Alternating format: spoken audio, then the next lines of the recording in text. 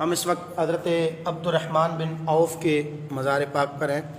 حضرت عبد الرحمن بن عوف عشرہ مبشرہ میں آپ کا شمار ہوتا ہے، یعنی وہ خوش نصیب صحابہ کہ جنہیں دنیا میں ہی اللہ کے حبیب صلی اللہ تعالیٰ علیہ وسلم نے جنت کی بشارت عطا فرمائی۔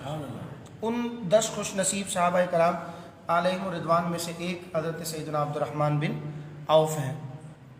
اور عشرہ مبشرہ وہ صحابہ ہیں کہ جن کو صحابہ کرام جو کم و بیش 1.25 لاکھ کے قریب تھے، ان سب میں بھی فضیلت حاصل ہے۔ یعنی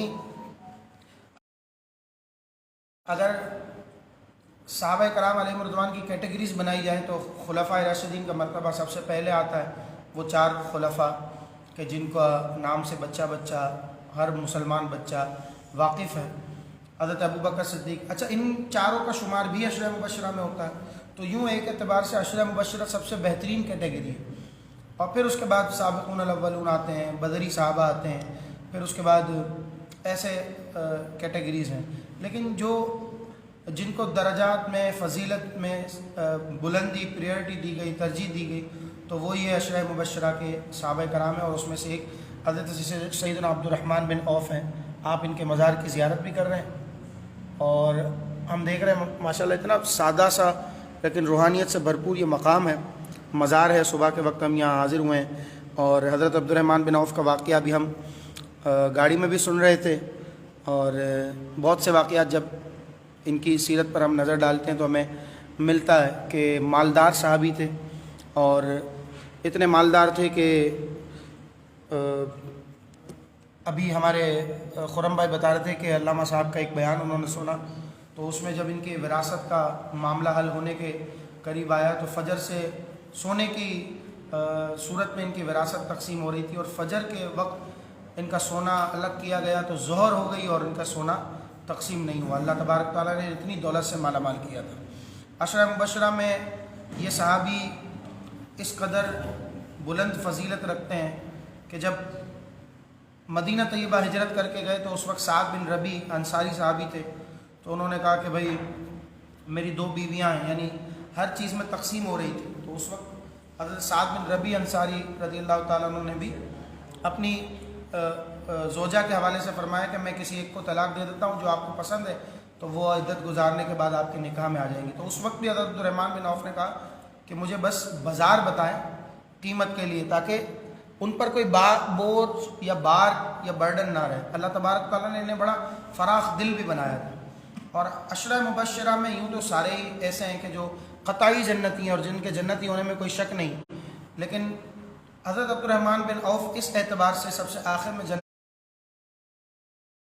جنت میں جائیں گے کیونکہ اللہ تبارک تعالیٰ نے بڑا مال و دولت سے نوازا تھا، تو یہ مال و دولت کا حساب دیتے دیتے ان کو آخر میں جنت میں بھیجا جائے گا، ان سب 10 صحابہ کرام میں۔ تو یہاں ہمارے لیے بھی ایک میسج ہے، سوچنے والی بات ہے کہ ہم مال جمع کرتے ہیں اور مال کی ہوس اور مال کی حرص ہمیں مبتلا کر دیتی ہے۔ اللہ تبارک تعالیٰ نے کہ حبیب صلی اللہ علیہ وسلم کی زبانی جنہیں عشرہ مبشرہ میں شامل کیا گیا، قطعی جنتی کہا گیا، اللہ تبارک و تعالیٰ نے ان سے بھی یہ معاملہ رکھا ہے۔ تو آپ اور میں کس حیثیت میں داخل ہوتے ہیں، کیا وقت رکھتے ہیں؟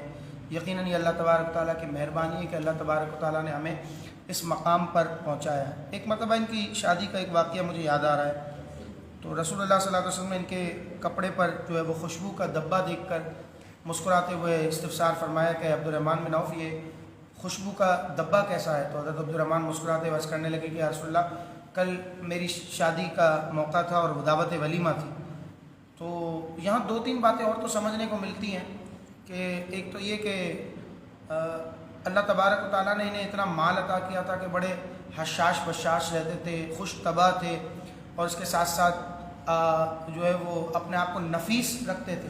لیکن اس کے ساتھ ساتھ ایک اور بات یہ بھی پتہ چلی کہ ہم جو ذرا سی بات پر ناراض ہو جاتے ہیں کہ ہمیں دعوت نہیں دی، بلایا نہیں، عشرہ مبشرہ والی ٹیم سے زیادہ کون ایسا ہوگا جو رسول اللہ صلی اللہ علیہ وسلم سے بہت زیادہ قریب ہو، لیکن اس کے باوجود بھی رسول اللہ صلی اللہ علیہ وسلم ان سے یہ فرما رہے ہیں کہ کل ایسا کیا معاملہ تھا کہ جس کی وجہ سے خوشبو کا ڈبہ ہے، یعنی رسول اللہ صلی اللہ علیہ وسلم تک بھی بظاہر یہ بات نہیں پہنچی کہ کل ان کی دعوت ولیمہ تھی۔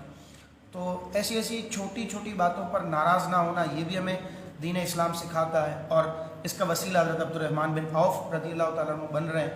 اللہ تبارک و تعالیٰ ان کی مرقد انور پر کروڑوں رحمت و رضوان کی بارشوں کا نزول فرمائے۔ آئیے ان کی قربت میں بیٹھ کر دعا کرتے ہیں۔ الحمدللہ رب العالمین والصلاة والسلام علی سید اشرف الانبیاء والمرسلین۔ اللہم ربنا تقبل منا انک انت السمیع العلیم وتب علینا یا مولانا انک انت التواب الرحیم۔ الہنا انت ولینا فی الدنیا والآخرہ توفنا مسلما والحقنا بالصالحین۔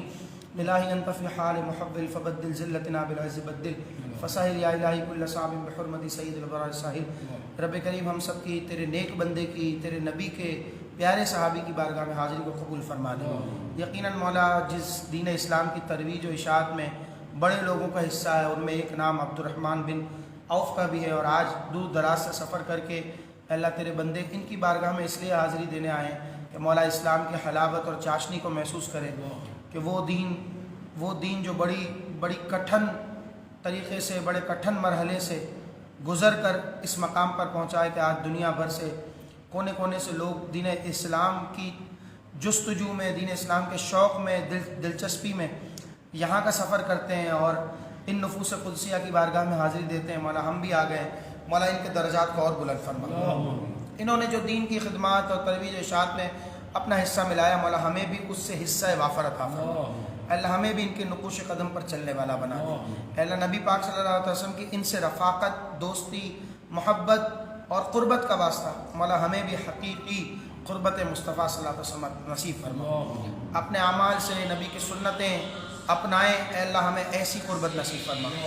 نبی پاک صلی اللہ علیہ وسلم کے جو قربت، جو نسبت تو نے اس ہستی کو عطا کی، مولا ہمیں بھی ان کے صدقے وہ لذتیں عطا فرما۔ اے اللہ حقیقی طور پر بھی اور اللہ عملی طور پر بھی اللہ نبی پاک صلی اللہ علیہ وسلم کی سنتوں کے قریب فرما دے۔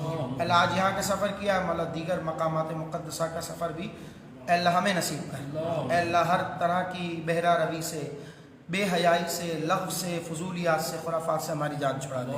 اے رب کریم اپنی زندگی کو تیرے دین کی طرف راغب کرنے والا، تیرے دین کی دعوت دینے والا، تیرے دین کے سے منحرف ہونے والوں سے بچنے والی اے اللہ طبیعت ایسی بنا دے کہ تربیت ایسی ہو، اور لوگوں کی تربیت ہم ایسی کریں کہ اللہ ہمارے رگ نس میں یہ سارے معاملات بس جائیں۔ اے اللہ ہمیں امر بالمعروف و نہی عن المنکر کا پرتو بنا دیں۔ ہر طرح کی اے اللہ پریشانی سے، مشکلات سے ہمیں نجات عطا فرما۔ اے رب کریم تجھ سے آخر میں دعا کرتے ہیں، آج یہاں کا سفر نصیب کیا ہے مولا، جلد عبدالرحمن بن عوف بلکہ ہم سب کے آقا و مولا ان کی بارگاہ میں حاضری کا شرف نصیب فرما۔ مدینہ طیبہ کی پرکیف بہاروں میں سانس لینے کا موقع عطا فرما۔ تیرے گھر کے پھیرے لگانا نصیب فرما۔ وہ مقام جہاں سے اسلام کا سورج طلوع ہوا، کبھی عبدالرحمن بن عوف نے بھی طواف خانہ کعبہ کیا، آج ہم ان کی بارگاہ میں حاضر ہیں۔ کبھی عبدالرحمن بن عوف بھی مدینہ کی گلیوں میں چلتے تھے، آج ہم ان کی بارگاہ میں حاضر ہیں۔ مولا ہمیں بھی مکہ پاک اور مدینہ پاک کا سفر نصیب فرما۔ اللہ ہم اس وقت سفر میں ہیں، مسافر ہیں، اے اللہ ہمارے سفر کو بھی قبول فرما، سفر کی غلطیوں کو معاف فرما۔ اے اللہ تجھ سے خاص دعا کرتے ہیں مولا، تیری بارگاہ میں التجا کرتے ہیں کہ جتنے یہاں موجود ہیں، ہمارے گروپ کے ممبران ہیں اور ہمارے گروپ لیڈر ہیں، اور جو بھی اس میں معاون رہے ہیں اس گروپ کو بنانے میں، مولا ان سب کو خوب برکتیں عطا فرما۔ ہمارے پیچھے ہمارے گھر بار کی خیر فرما، ہر طرح کی آفت بلا سے بھی بچا، اور ہر طرح کی راحت اور سکون ہم سب کا مقدر بنا دے۔ تمام دعائیں اپنی بارگاہ میں قبول فرما۔ جو لائیو ہمارے سلسلے میں شامل ہیں، زیارت کر رہے ہیں، دعائیں کر رہے ہیں، اے رب کریم ان سب کو بھی خوب برکتیں عطا فرما۔ تمام دعائیں اپنی بارگاہ میں قبول فرما۔ آمین آمین آمین۔ مولا تیری بارگاہ میں خاص دعا کرتے ہیں جتنے بیمار ہیں، مولا ان سب کو شفا عطا فرما۔ اے اللہ ہمارے دانیال بھائی کے دادی کو، ان کے والدین کو، میرے والدین کو، خرم بھائی کے والدین کو، آصف بھائی کی والدہ کو، اور اللہ جتنے ہمارے بزرگ ہیں اور جتنے جن کے نام لے سکا نہیں لے سکا، اللہ ہر ایک پر اپنا خصوصی فضل و کرم فرما۔ ہر ایک کی اللہ نیک دلی جائز تمنا مراد بھی پوری فرما، ہر ایک کے بزرگوں کو صحت بھی عطا فرما، اور ہر ایک کے بچوں کو روشن مستقبل بھی عطا فرما۔ آمین آمین آمین۔ وصلی اللہ تعالی علی خیر خلقہ